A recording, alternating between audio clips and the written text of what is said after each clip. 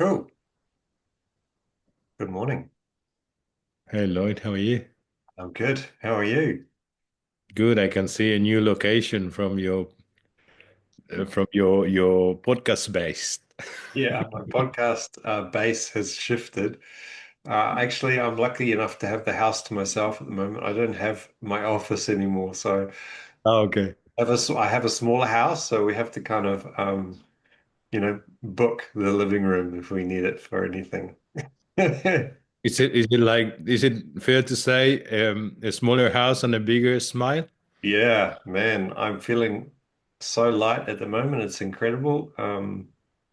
Yeah, just sharing with you earlier, like just moving into this new place, and feeling a sense of community around me. And yeah, we've lost like 70 square meters, but we've gained so much more in terms of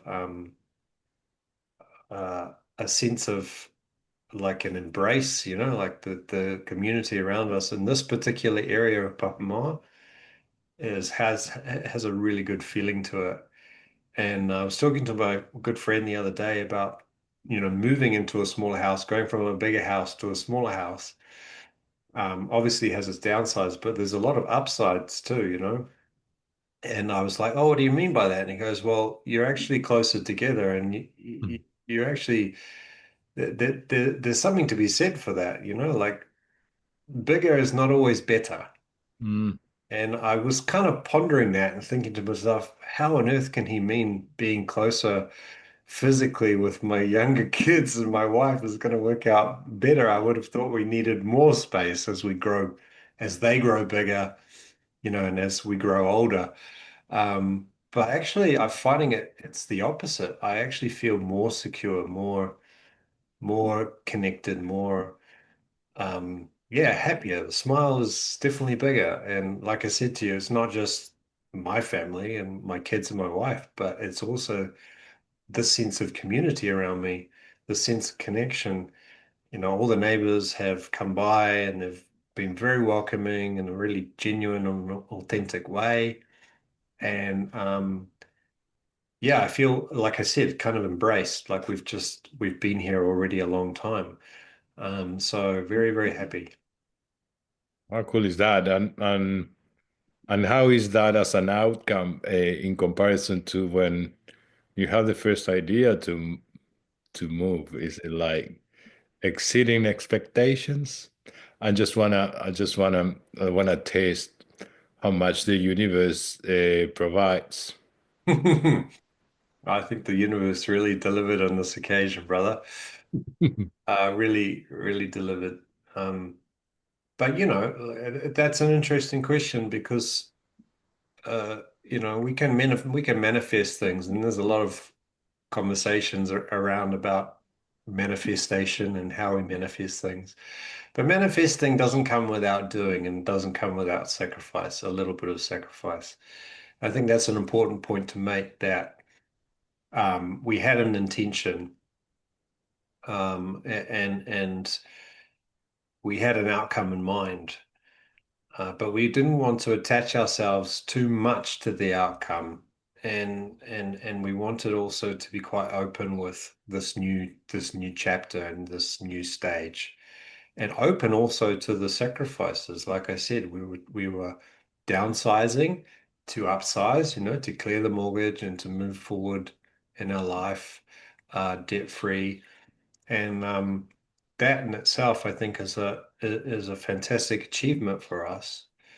Um, but but how do we manifest that? How do we actually make that happen? Well, we have to take those steps, and I think that like I said to my wife this morning, I think that we landed really really well in this one, and I think the universe is further reinforcing, further supporting this mission that my wife and I and my family were on, to change our path. And I'm going back to study next year, and you know, um, I'm gonna become a counselor, and I'm 25 years in hospitality, and now I'm 45, I'm changing direction. My wife is doing the same, and it's really really incredible to actually feel like when you make a decision to follow that, um, it kind of can really go to plan if you just if you're open and you're willing to say, hey, yeah, I don't need a bigger house in a nicer area. I can do I can do less to get more. And I feel like the universe is going, yeah, you can. And look, you're still smiling, man. You're smiling. So yeah, very grateful that things have worked out so far really well. Really cool. And yeah, and you mentioned something about that you allow the universe to provide without manipulating much the outcome, but you have a clear intention. So I think there's gold on those two statements. Mm. One is to have the clear intention, and the other one is to trust that the universe will look after you. And the clear intention, as you said, so for me was like clear intention, the doing, and and the trust. Oh yeah, big time. And how often do we have to make these decisions in our life where we don't know how the outcome is going to be? And I think you know, in the past, those decisions have been harder for me. There's a tendency to want to control how things are going to turn out and make sure that all the angles are covered and that all the risks are mitigated, blah, blah, blah, and all that. This time around, I think, for me, it was, trying to be more open to stepping into the unknown and being more comfortable with change as a process rather than needing to kind of have it all figured out. It's letting go, isn't it? Of letting go of control or letting go of wanting something to be a certain way. Yeah, it's interesting, Diego, because I actually found myself almost not inviting, but fantasizing about things going wrong. Does that sound a bit weird? Probably the wrong choice of word, but what I mean by that is thinking about change in a different way, like, oh, well, there might be some challenges along the way, like we might move here and then this could go wrong, and then that's not what we thought it would be, and the area's this, or, you know, there's a multitude of factors that can crop up. Um, in a way, I think I was kind of like, well, what happens if I change my mindset around that and I look at change and challenge in a different way and say, well, if this goes wrong, what are the possibilities there of growing and developing through that challenge? And I know moving house is maybe well, it's a big thing, but the things that can potentially go wrong, then they're not going to be life changing, they're not going to be the end of the world. There are opportunities that life presents all the time, I think, for us to grow and develop. And um, that was a change for me. That was different. I think in the past always used to fear things going wrong. Now, when I look at things going wrong as an opportunity for growth, it takes the power away from the fear and the anxiety around the uncertainty of a challenge or a change. Um, and there we go. There's that openness and trust. Oh, okay. So if something does go wrong, you know, can I trust that things will be okay anyway? And what has the past taught me about the lessons that I've learned to stand me in good stead when I Mhm. face this challenge? whatever challenge that might be. If that challenge comes up, well, it might be hard, but have I done hard things before? We often forget that we are this inner reservoir of resilience and instinct and adaptability. And when we're going into a challenge, we forget that. It's like, oh my God, I can't do this or I can't do that. But actually, when you think about all the things that you've done in your life to get to this point, you're just a constant, uh, you know, epitome of resilience. And there's so much there to look at to stand you in good stead going into that challenge. You know, you can do hard things. You've done them before, and it's Mm. nice to remind ourselves of that every now and then, wouldn't you say? Yeah, and I got while you were talking, I got like another sort of thought. It's a little bit twisted, but the reason why when you are not avoiding things going wrong, just then I was questioning the word what's something going wrong. Mm, So if I don't know, during the move something breaks, if you are very sort of controlling and you want nothing to break, when something breaks, something went wrong. But when you are open to something to break during the move, which is a normal thing, and something breaks, nothing went wrong. It's just something broke, and it's because you are open to that to happen. So things are not going wrong anymore.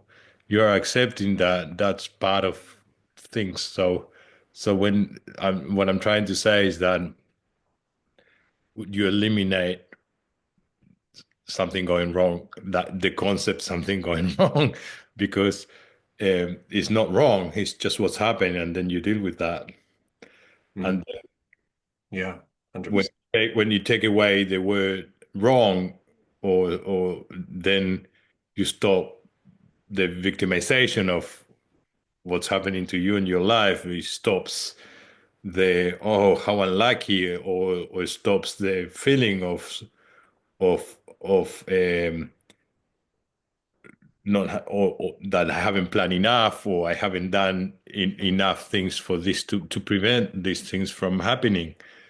So things go the way they go, but sometimes we call it wrong because we want to force an outcome, and sometimes we call it how they are, and they are not wrong. It's just what it is, and then we go from there. So that's a little bit what I heard when you said that you were um, open and trusting, and when you created the scenarios that things could go wrong, actually you were allowing things to be the way they are, and they're not wrong or right. It's just the way they are, and then you act from there.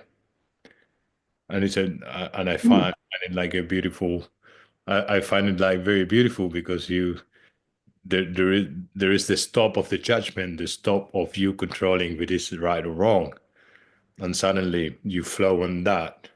And it doesn't matter if it is right or wrong. We don't decide what is right or wrong. We just do and go with it and see what it brings. All right. Yeah, I think it allows a lot more peace in your life when things go wrong. And in one day, I mean, how many things from the time that we wake up to the time that we go to sleep, how many things can go wrong for you in a day?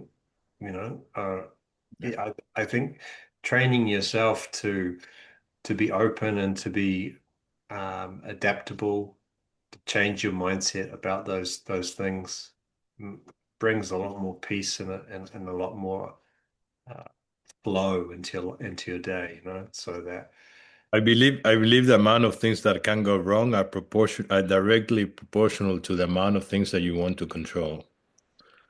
mm, And yeah, that's a beautiful statement. Yeah. but yeah, I can't I haven't I have to prove that one. But I liked it. Yeah. Well, I think we can also manifest good things, but we can also manifest negative things as well by inviting the wrong kind of energy into your life and encouraging the wrong kind of mindset. So you're absolutely right, I think, in that statement that you do really control how much suffering you have in your life by the type of energy that you bring to things. Hmm. So you can most certainly create more problems for yourself. And I've been guilty of that in the past. I have a favorite saying, drowning in a glass of water, which is a beautiful kind of picture, really, because you're just sort of flailing around in a glass of water, and really you just take yourself out of the water. I mean, it, it's it's something I think that you can embrace over time. It's a skill I think that you can get a lot of value from because it really does change a lot of things in your day-to-day life. It makes life a little easier for you. And I think who doesn't want a bit more of that these days when things in the world seem a bit chaotic? Uh, I don't know what your views on AI are. And maybe we've talked a little bit about this in the past. Um, I wouldn't mind actually going into a little bit of that today, although it's a very, very big topic for one conversation. I want to bring this back into my life and talk a little bit about how AI is impacting my life and my family. Um, my son is quite scared about AI, and he's told us he's fearful. He said many times actually this week to my wife and I that he wants to be a police officer when he grows up. And he said, I don't know if there's going to be police officers because AI is taking all the jobs. And I'm a bit scared about that.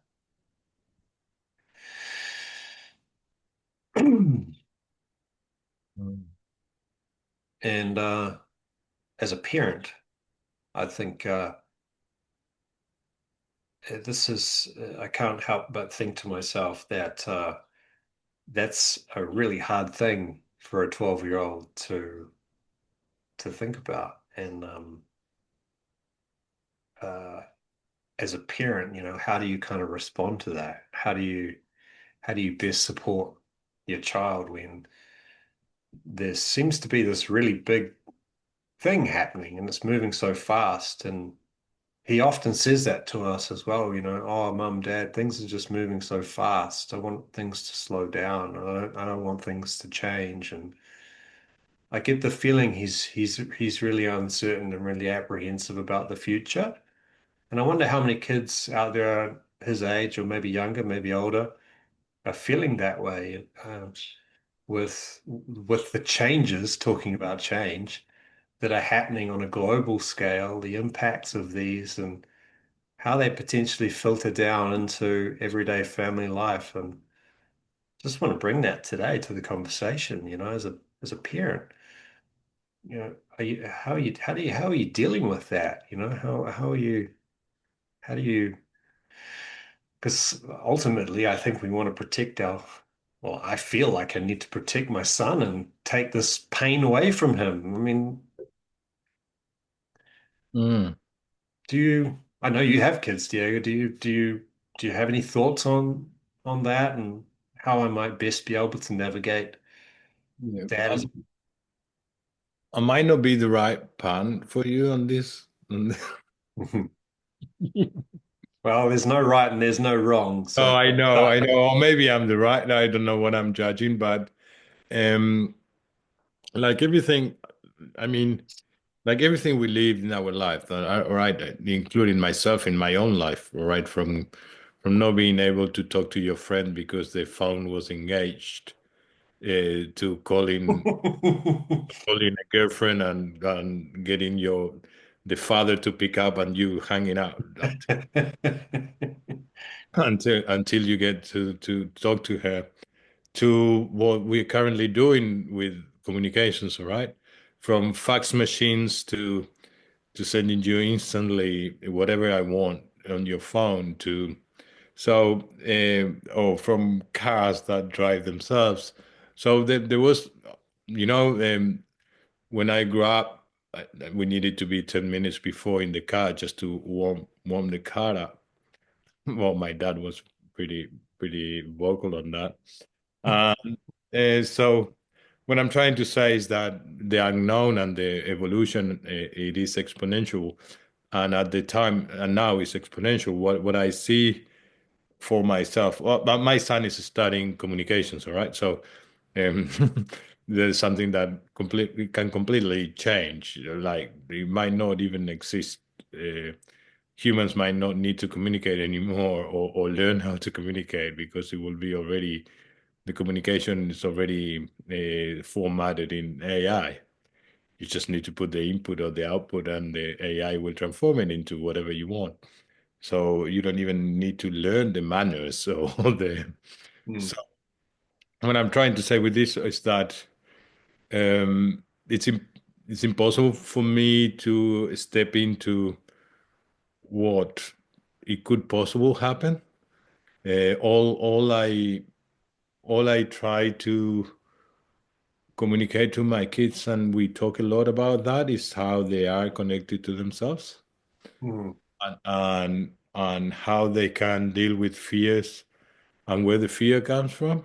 mm, And so what I'm trying to so I feel like everything that is happening in the outside world, that and it's AI, it's the wars, it's humans making uh, constantly worse and worse decisions in my point of view, mm, and the collective and the system not working. I'm I'm listening more and more cases of people doing amazing, and they had amazing ideas, running great businesses, and not being able to run it anymore because the cost, the system, the whole thing is so not corrupted, but it's so unregulated. It's so focused on the wrong places, all right, and so what I decided is like not to retire from the world, but also but focusing on myself and the people around me, and see how we can support each other on getting to be with us in at peace. And from there, I try to create something that doesn't engage with that too much.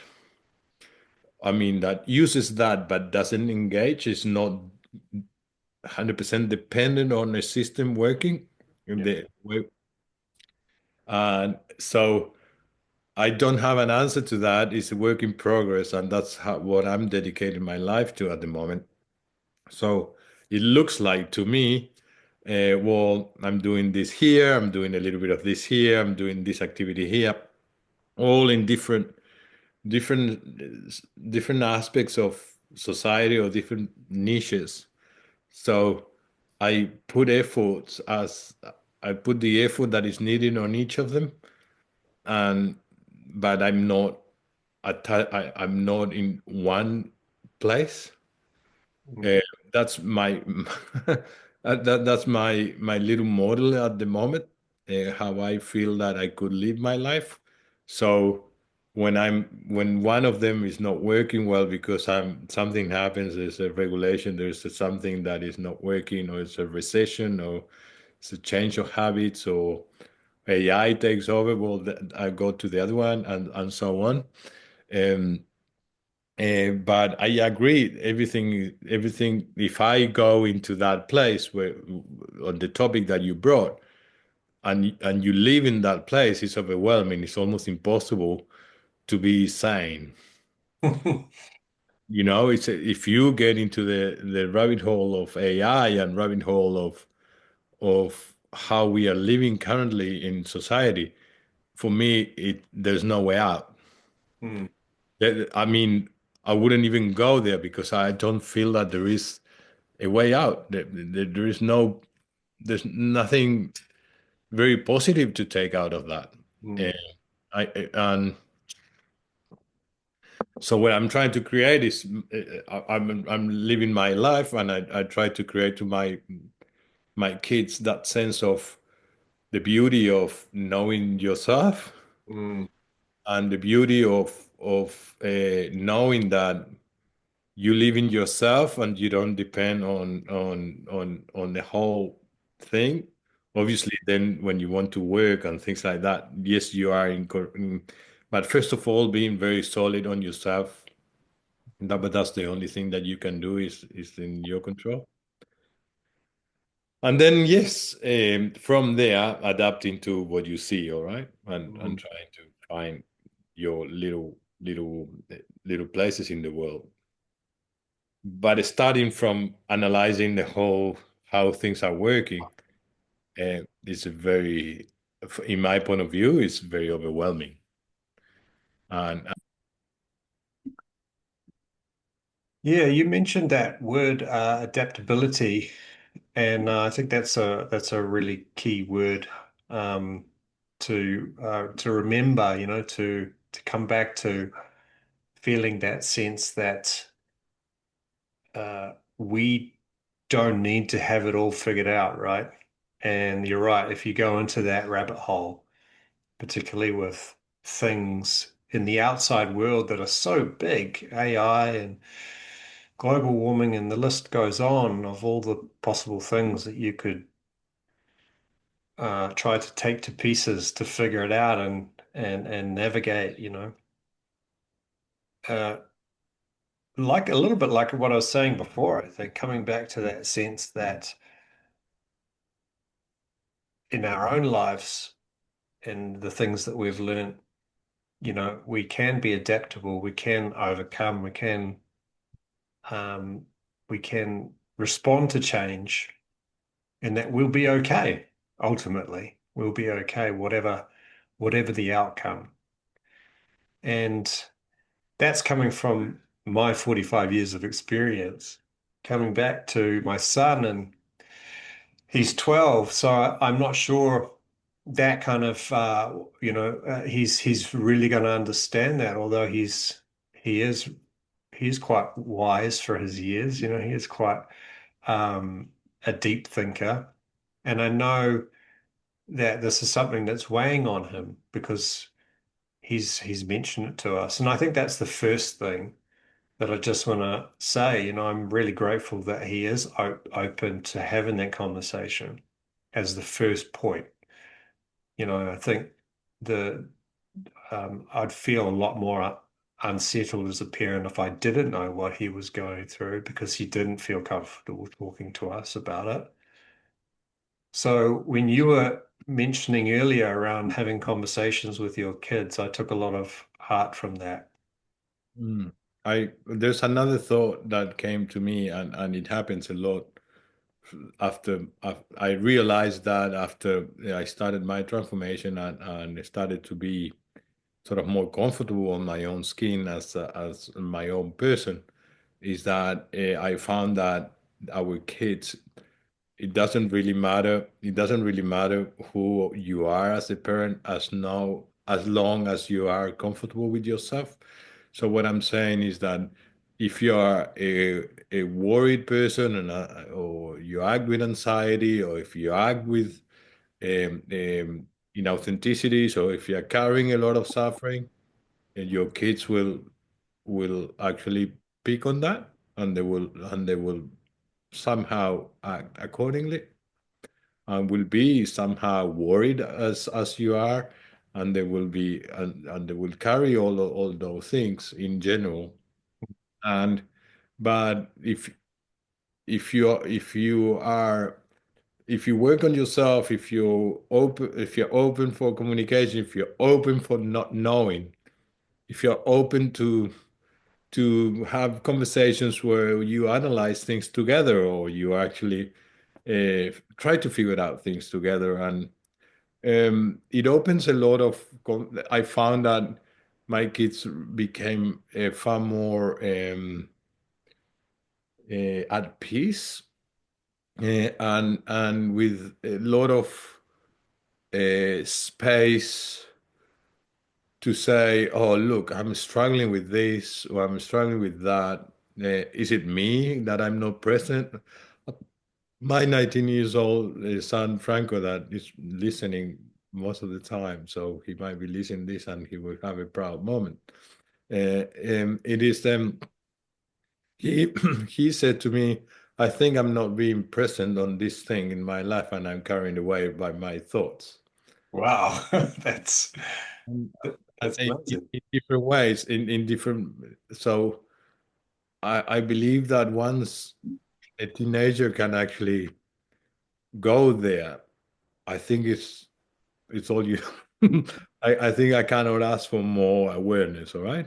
Yeah. Then, yes, the world, there is a lot of injustice. The world is not in the right, in the nice place.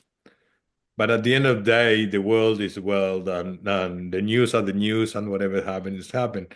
But you still need to deal with your life. So if you haven't dealt with your life and you're already working about, and you're already worried about the world, and imagine that, you're not even aware of your own life.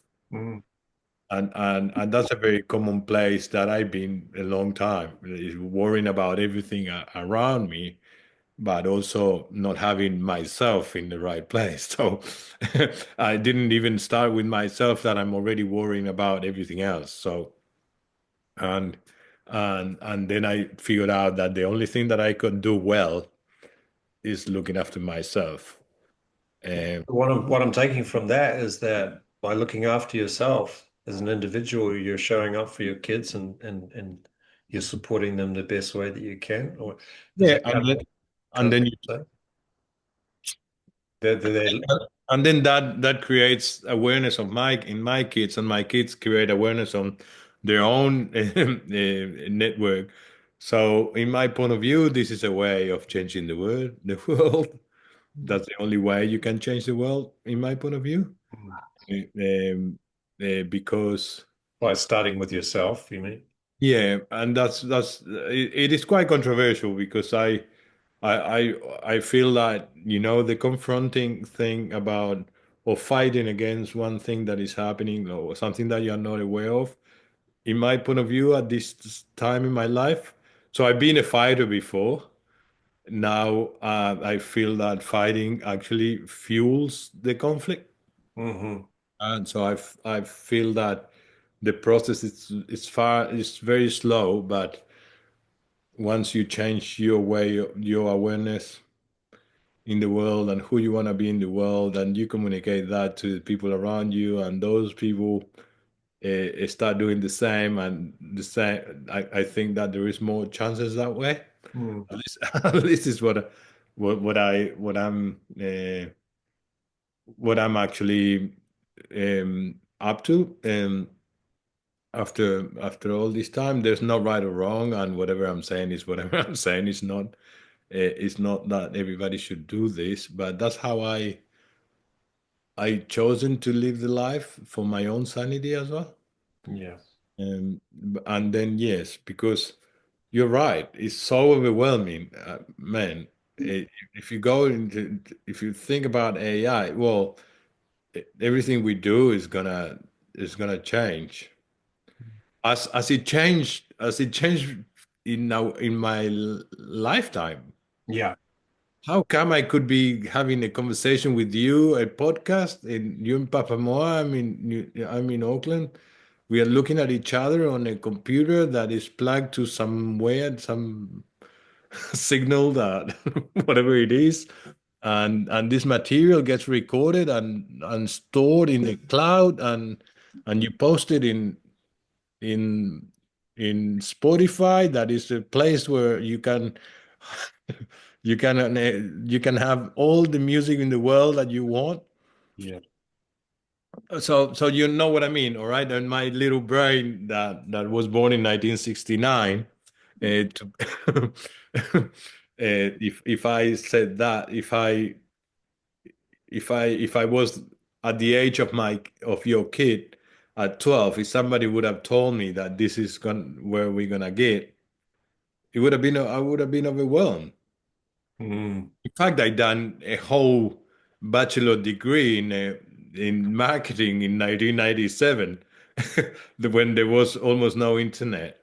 So everything that I studied and I pay for and it's irrelevant. It doesn't exist anymore.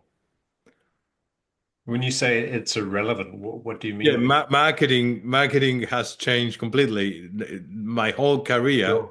Sure, yeah, yeah. So Ever, the knowledge is not irrelevant. It's just irrelevant to the time that we're living in now. yeah, correct. Well, but if I But back then it was obviously helpful to have that knowledge. You could I mean get a job, you could earn income based on your skills that you had paid with, for with this degree. without going into details, well, I never been in. I just only have my degree because there was some things that I had to do, and I imposed myself. So I studied something that I never worked on. But what I'm saying is that the my if I knew, like for example, it is the case of any if your kid or my kid studying communications, it's very likely that whatever he studied is going to be relevant in 5, 10 years Mm, because not the exercise of study or your experience is not irrelevant, but the content of what you studied might not be applicable anymore because technology has changed and everything has changed. For me, in my career, when I finished in 1997, that was already old. Um, um, all we were talking is about the supermarkets, all right? There was no online anything. mm, So I don't know anything about marketing online, social media, or anything. So my if somebody will have warned me in 1993 when I started my career, hey, don't study marketing because in 5 years you everything that you study is gone. mm. And it's true. Everything that I studied is not applicable anymore because the whole system has changed. Mm. So So it's gonna. if you had that information, what would you do with that information?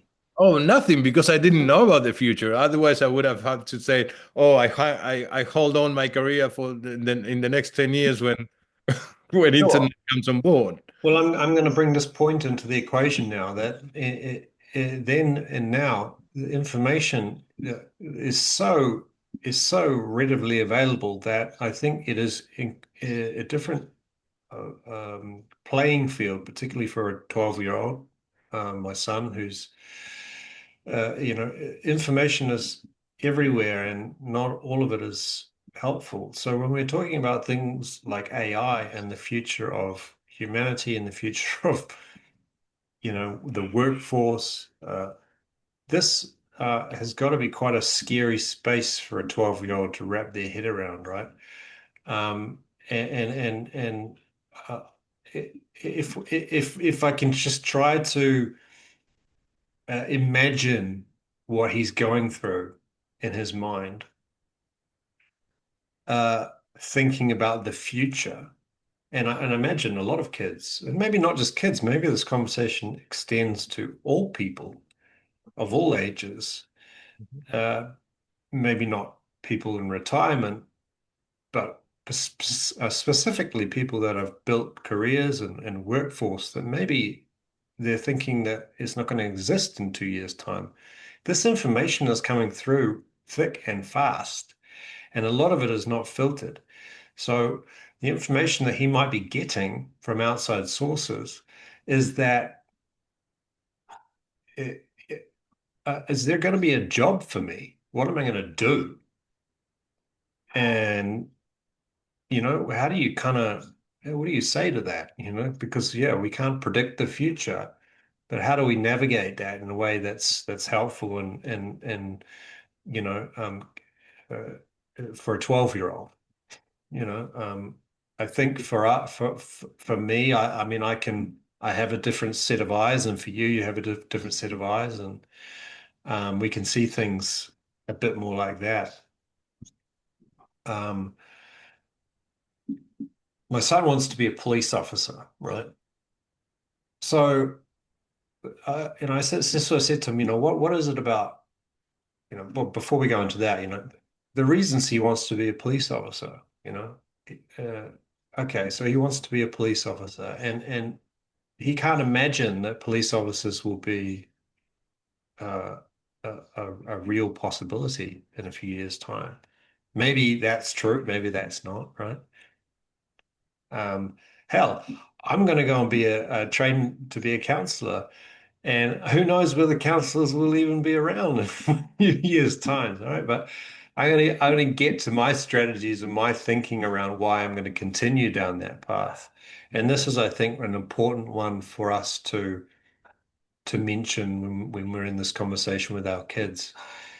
Why do you want to be a police officer? What is it about being a police officer that is going to, you know, um, that excites you, or makes you want to be a police officer? So, without going into all those things that excites Ollie about being a police officer. The point is that you're right. We can't predict the future, and we certainly shouldn't be listening to. I don't think listening to a lot of the rhetoric coming through the channels and various podcasts and news, and there's just so much out there now, And the same, there's a lot of opinions as well about, oh, well, how to best position yourself in the job market now. Well, it's all going to be about this. You need to be training yourself in this area, and this is going to be the way forward. And stay away from this area. So there's again, but how do you really, really know? You don't. No, It's the same thing that we can apply to your situation, 1997, with marketing. yeah, Or if we go even further back to the Industrial Revolution, for example, it changed massive everything. change in civilization was the Industrial Revolution, where almost overnight, people's lives, and specifically in the workplace, were impacted in a global scale. Does it compare to AI? Well, no, because this is the new challenge, right? This is the new transition. We managed through industrialization, we adapted. Now we're going into this new thing. But for my son, I think it's like, son, don't think about the future that way. Think about the now. Like you said, what is it that about being a police officer makes me happy? And can I see myself being a police officer? Yes. Let's work with that. Yeah, Let's spend some time in that, because that's what's really important here. yeah, And forget about the future, because, well, it's not so much forget about the future. I do believe that it's good to plan, and it's good to have goals and to set your sights on things, but do it in a way that is detached from the outcome so much, and just be a little bit more open, I think, to the idea that there's something there in wanting to be a police officer, Ollie, and let's celebrate that. yeah, Lloyd. Exactly the same way you bought the house and you move houses. You described the process that you're telling about Oli in at the beginning of this conversation about how you approach this move in the house. You didn't know. You just trust. You have your intention. You did the work, and then you trust the outcome. And it's exactly that same process on everything. And Oli will have an intention to be a police officer. He will act accordingly, and then the outcome will be, or he will be in charge of 10 cyber officers, or he will be managing a joystick with whatever, or he will be on a vortex of um, intelligence that surveys the whole humanity, and who knows. But what I'm trying to say is that The first steps is that is what you said, you clear you set up your intention, and then you act accordingly, and then the outcome will be in the shape that the universe will dictate for you, Yeah, and yeah, you'll be fine. 100%. And that's an important thing to, I think, to mention is that leaving aside all the opinions and rhetoric around AI and the future and the ramifications and the impacts, coming back to the human essence, right? Yeah, I think, uh, if you lined up 10 of the best scientists in the world, the like top thinkers on AI, and you put them all around a dinner table, they would all agree on one thing. They may disagree on a lot of things, but they may agree on one thing, that AI cannot replace what is innately human in us, right? Which makes us special, right? yeah. Which makes us human. And I think coming into really acknowledging that first and foremost and celebrating that and bringing that into a real scenario like my 12-year-old who's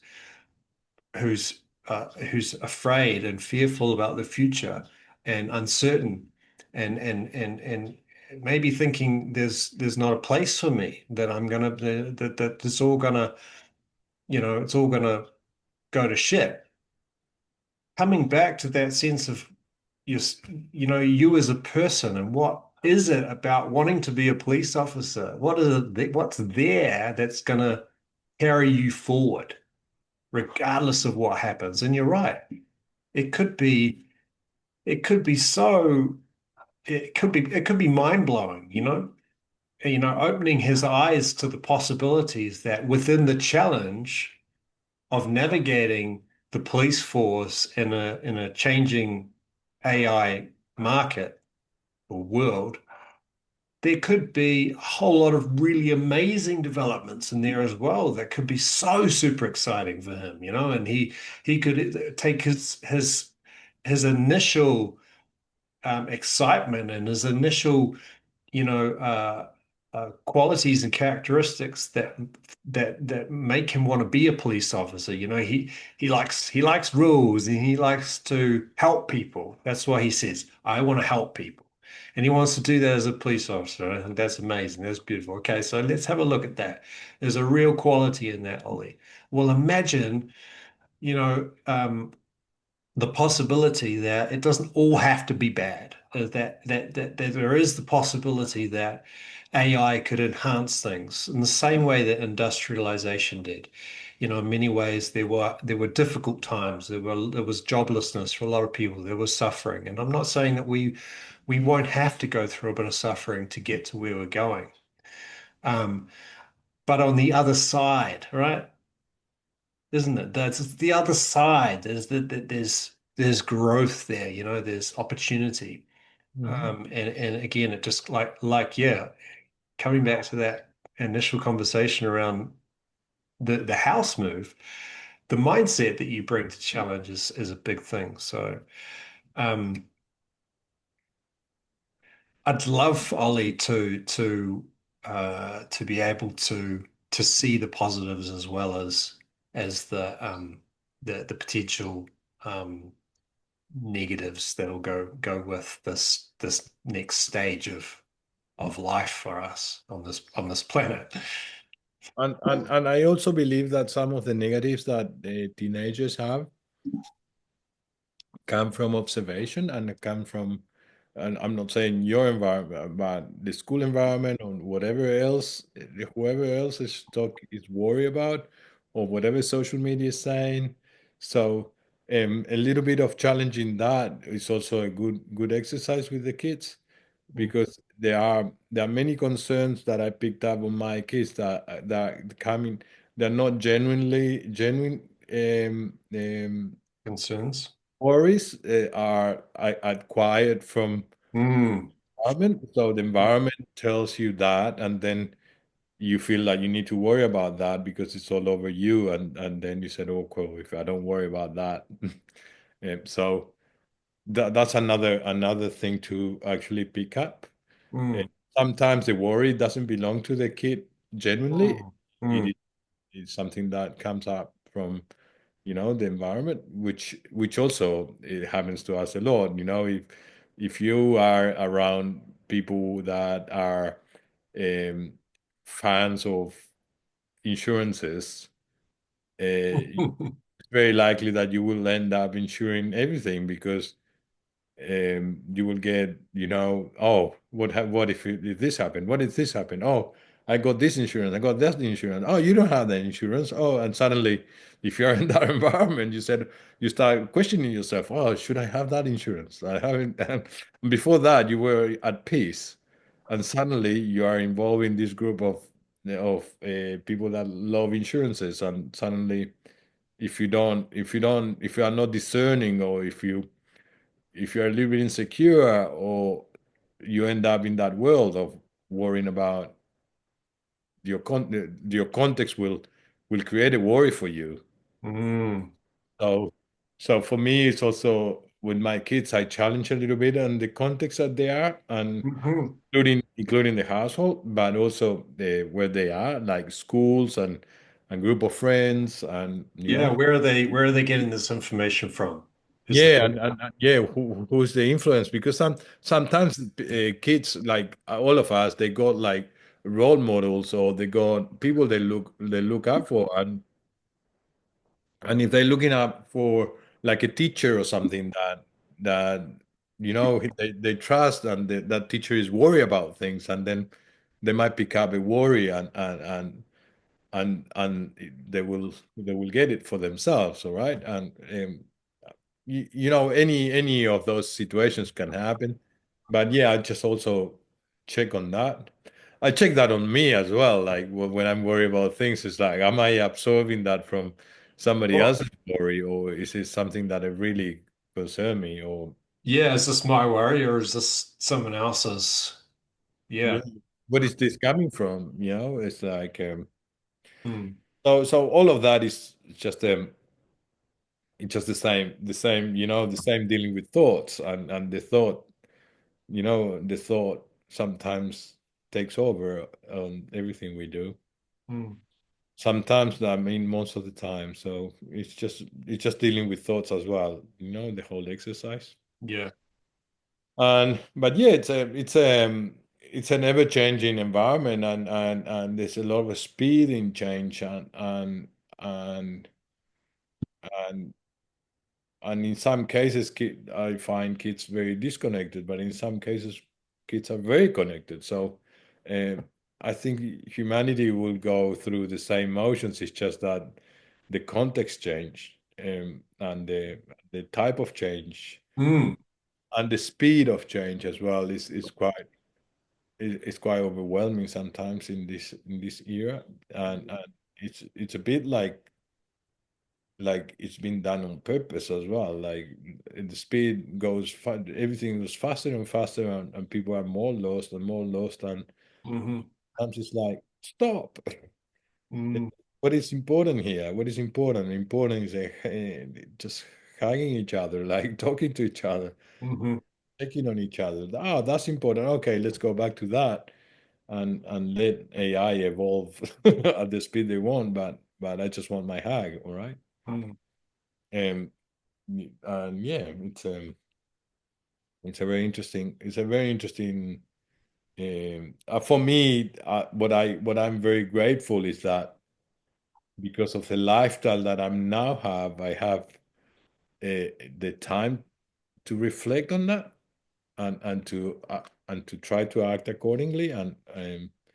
But I understand that it's not always the case that you have the time to reflect a little bit on that and see where you are, and why you're getting stressed, or why you are overwhelmed, or why you're worried, and all of that.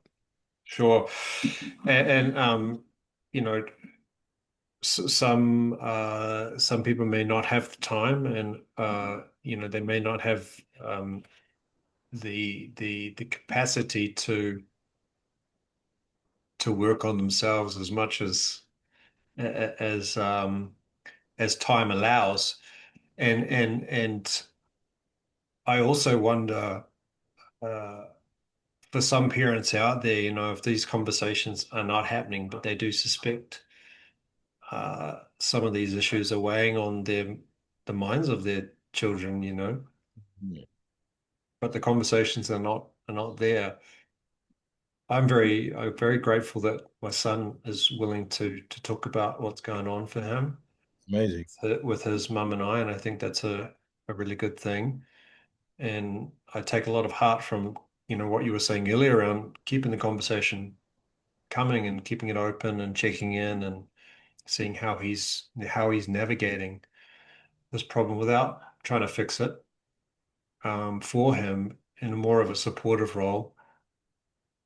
Um, for some parents who maybe don't have um, uh, a child who's willing to open up as much, and some children don't want to open up as much about what's going on for them. They maybe preferred to keep it more inside, but you suspect that these things are going on, and you know, you don't live under a rock. You mean kids these days, like you say, they maybe seem a bit disconnected, but I think they are very connected, I think they have a lot of information coming their way, and it's coming fast, like you said, and it's changing really fast, and that must be really overwhelming for kids these days to have to navigate. And if they don't feel like they're opening up about it, how do we navigate that as a parent? Any thoughts around that? Because it sounds to me like you have kids that are willing to open up and talk about it, which is fantastic. And but how do we I any think advice around that? I think there is no magic formula on this. In my point of view, I believe that my kids are open because at some point I decided to change and I decided to Mm, go myself open. So I was open to that, and then they became mm, open or they trust more. So it's not always the case, but most of the time, the all you can do is to change your attitude towards them or towards anyone, all right? If you want open communication, if you want transparency, if you want a trust, the first person that needs to promote that is you. yeah. So you're modeling for the child the environment that you Yeah. want to you want to create. Yeah, and I have I had a very vivid memory of that. I remember being unhappy going to work. I was dressed as an office guy, and I remember vividly that thought. I was dressed as an office guy going with my little suitcase to the train station to go to my job, and I felt overweight. I felt uh, unhappy and all of that. But I remember that day, that the night before, I said to my kids, "You guys, there's no limit. The sky is the limit. You can do whatever you want. You don't get attached to things. You can." And the guy saying that was me. That was actually very unhappy and and suffering my own incapacity to understand that the sky is the limit. So if I say all those words to my kids, but I'm not that, it's not true. My kids are not gonna listen to me. They're not gonna understand what I'm saying. They're not gonna understand that I can do whatever I want while looking at the dad suffering. Wow, that's just really powerful. So so so so I said, well, it's not the most important thing for me is to be my words more than my words. Like I mean, to be before my words, and then my words I can actually describe who I am. But first of all, you need to be that. So I Mm, cannot tell my kids do whatever you want or feel free to do when you're not, mm, because they pick on that. Or say don't drink, and you buy and you're constantly drinking, or don't do this, don't do that, and you're hiding doing it. So mm. That's not so doesn't so or or share things. Talk to me about things, and you never share anything. So it is. You know what I mean? It's like I've done it for a long time. This is new to me as well. Yeah, I'm stuck on that really powerful image that you created of yourself walking to the train station dressed as an office worker. And the way that you said that, it was almost like you were playing a character or you were showing up for a play or something. Yeah. That's how I felt. Yeah, 100%. Uh, and the show was kind of continuing because you were putting on this idea to your kids of living big and following their dreams and you can do anything. Yeah, you were kind of living in the shadow of yourself, going to work on the train station, feeling overweight, feeling uncomfortable, not happy. Your kids were listening to you, but they weren't really buying what you were saying. No. There's a big difference there, isn't it? How have you changed now? What's different for you in terms of Oh, well, this is not me saying it. I just got it from them as well. Is that uh, Dad, I see you more happy. I see you that you every time you share something, you are happy about that. Mm. I'm saying, oh, look, tomorrow morning I have another episode of the podcast. Or I said, Franco, have you listened to we released the last episode and and we had a great conversation. And then he comes and said, oh, Daddy, I listened to it. That was amazing. So what I'm saying is that it doesn't become a job. It's not like a burden, anything that I'm doing or said, or there's another show another event next weekend, and I'm gonna be, and then I show the photos, and so the whole thing, uh, it is communicating live, all right? Mm, mm, Or look, I just, there's a new person in my life, and I'm so happy, and I'm sorry I won't be able to be as many hours with you as I was before, but I'm so mhm. happy that I met this person. Mm, So then it's in you. You don't need to fake it. It is what's happening to you. So mm. everybody picks up on that. I picked up on your. I know genuinely that you are extremely happy of your new home because of your face more than your words. Yes, yes. Well said. This is Because the truth, 100%. so you can say, no, I'm so happy about my new thing, Yeah, or but there's this thing that I don't like in that thing. but, but, but But that's what happened in my life all the time. It's like you go to a meeting and say I'm so proud working for this company and blah blah blah. Oh, very nice to meet you, and all of that with no commitment, no committed face. Yeah. Yeah, but it's very different when you talk from within. There's no hiding. There's no lie. Yeah.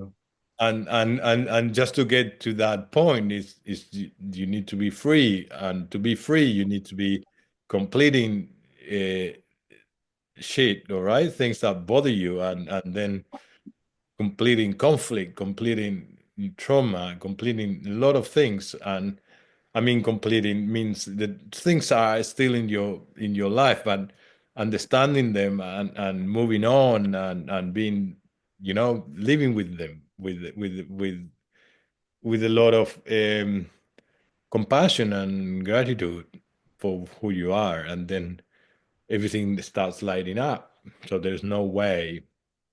And this week I went to a casting for another advertising thing, and actually got the job. And I'm still Oh, getting surprised congrats. that I'm getting the jobs. And one of the things that I said to these people in the casting thing is like, to do this job or being a model or being in a commercial, you actually need to be happy. You cannot show up unless you are a very professional uh, that you can actually actor or something. But definitely, if you are not a professional actor, and the only way you can portray, or you can be in a photo shoot, or you need to be happy from within. You cannot fake it, and your face lights up, regardless how you look, what you are. But whenever you have that sense of openness and happiness. It's in your face. It's not in your words. Mm, And I get it more and more. I get it. I get that concept more and more. And when you meet someone that that is open and happy and radiant, and when you meet someone that says the same thing but is not, and I'm not blaming anyone. I'm saying that that's those are different ways of living, all right? mm, And yeah, and and at some point in life, I thought that being happy and being like that, it was sort of a made up thing. That in general, you need to be suffering and you need to be worried about everything. Otherwise, you were not smart enough, mm, because you don't understand how bad things are. So, and if you're happy and all of that, you are sort of very basic. You're not worrying about the world. You're not worrying about things. That was my way of living, until I understand that it's actually the opposite. When the more happy you are, the more aligned you are to life, and the more you can actually make changes, as opposed to be be worried and unhappy and in your head and in your head and in your head, not moving out from that. And then the only way that you have to calm down your worries and everything, all your amazing theories about how bad the world is by uh, uh, watching TV nonstop, drinking alcohol, taking drugs, being grumpy, being unhealthy, or any other type of addiction, just to calm down your thoughts, because you are so engaged into how bad things are, that's your life. And I'm not talking about someone else, I'm talking about myself. I'm talking about how, the part of the past. yeah, yeah, yeah, and how that could also work. Yeah. And and suddenly, there's a way as well of living in a different way, Yeah. and in an engaging way, in a way where you are part of it, and suddenly what you say doesn't really matter. It's in your face. Uh, Look, it's such a big topic, AI, isn't it? And I think it was a really you know really nice shift from starting the conversation around the change and how change shows up in everyday life, and then how we navigate change at our stages of life and how we have different perspective, but then shifting that into change in terms of a global thing, particularly with AI and how AI is showing up in my life currently and how it's impacting my kids' lives and how they are seeing the future. Your your take on that was really, really refreshing, really, really important and timely. And coming back to those basics, I think of as a parent, how do we navigate that and how do we show up? Well, we show up for ourselves by taking care of ourselves and being the type of creating the type of world that you want for your kids, and I guess detaching from the outcome, fostering that environment for your kids. Just like you were saying, when I was walking out, and you did that beautiful analogy of the old Diego walking into his life that he hated, and living in in the skin that you were unhappy with, and then not saying to your kids, this is how you're going to win in this world, but then they were not really believing that because they're looking at you.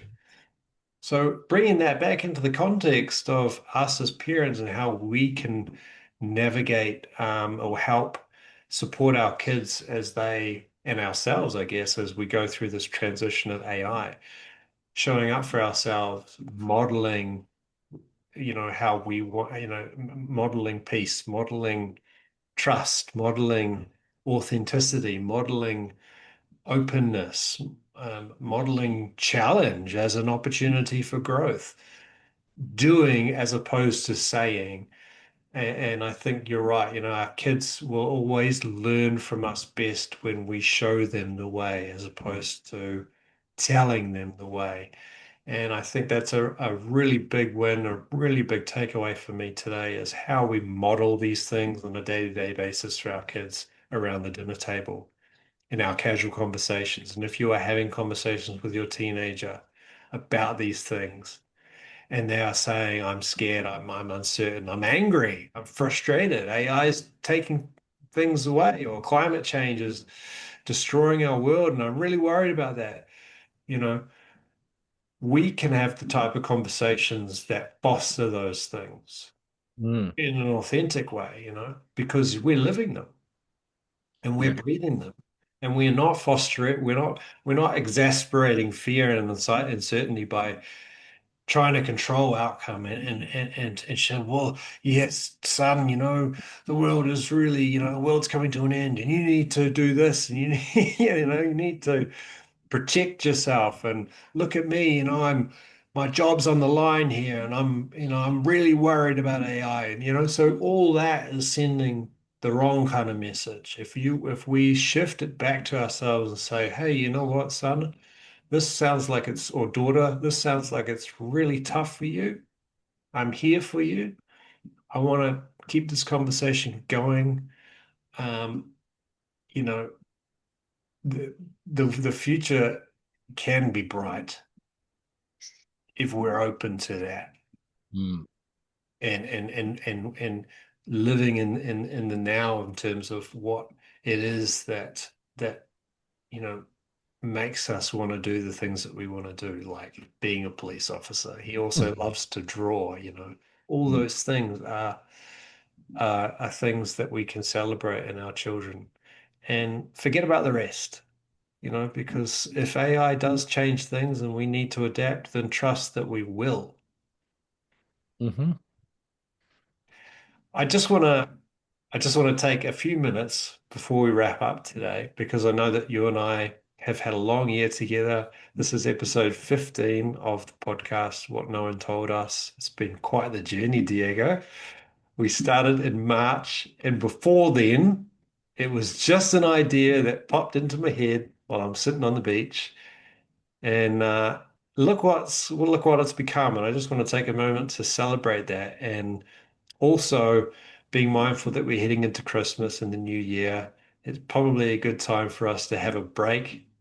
And we could call this season one of what's been a magical, beautiful journey of conversations, rich.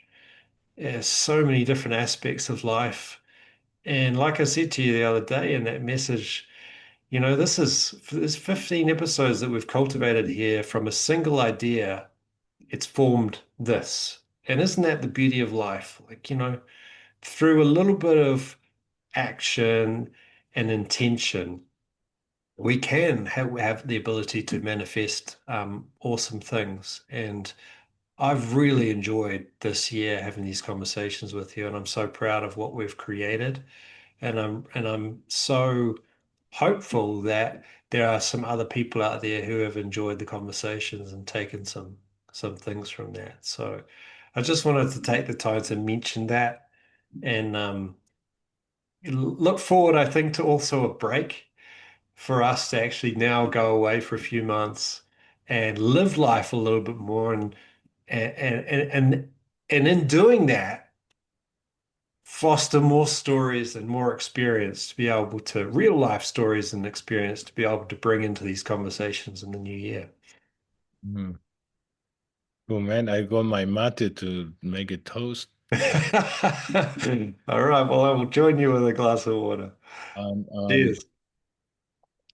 Yeah, just a couple of words. Amazing, amazing. It won't be a couple, but first of all, amazing capacity to summarize the ideas. You summarized this episode like amazingly. I was like blown away with the everything that you picked up from our conversation and how you make it like how you make it very palatable and beautifully said. And in terms of the idea of the podcast, yeah, thank you very much for trusting the process, and thank you very much for trusting me as well. In my old life, I would never imagine that I could be able to maintain a conversation with a Kiwi in English and actually be exposed this way online.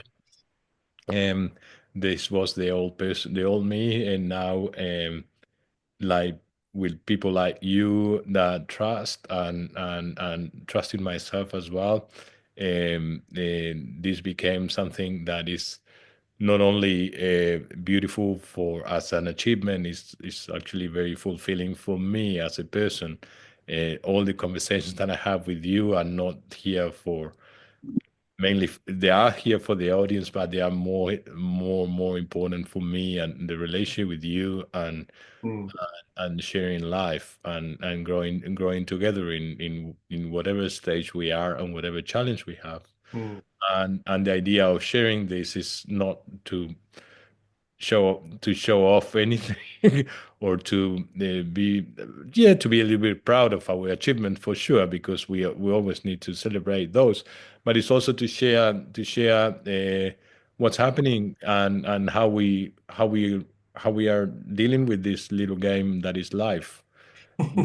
The same way we fed from other people sharing as well. We are not the first ones to share at all. mm, And we fed from many other people that were generous as well. So mm. uh, so it's like a little ball of a collaboration, all right? In life, it's like the little village that we mentioned at some point. Uh, each of us has something to bring, and each of us has something to take from each other because we don't know anything, and these are good forums to come over and see what's for me. Yeah, And beautifully said. It's been collaborating with you on this project has been awesome, and it's just the beginning. I'm really looking forward to a new year and more experiences as we navigate this little thing called life, as you mentioned. Mm, And one thing I just want to say as well is, I will take some time over the break to actually go back and have a look at the journey because I really haven't done that. It has been quite fast, and um, all of a sudden we have 15 episodes that we've cultivated together. And when I look at those 15 conversations, I really want to see the journey and the different types of conversations that we've had. Because as a resource as well, that's something that will never can never take away. I think it's a resource of things that I know I will come back to in my life and go, I remember when that was going on, and that's there's so much in our past experience that we can use to learn from to navigate what we go through going forward. mm, And I mentioned at the start of our conversation, we often take for granted just how much shit we've had to wade through in our life to get where we are. And, you know, just like the Japanese art of kintsugi, like there's gold in the cracks. Yeah. mhm. That's where the goal is. Yeah. That's where the gold is. Mhm. So let's just keep going in that path, wading through the shit and getting golden in the cracks. Because there's Awesome, more there's more to come for sure, yeah. for sure. Awesome, bro. And yeah, it's just Merry Christmas and Happy New Year to the wide audience. Yeah. And yeah, thank you everyone that was listening during the year for your support. Thank you. Thank you very much, everybody, and see you next year.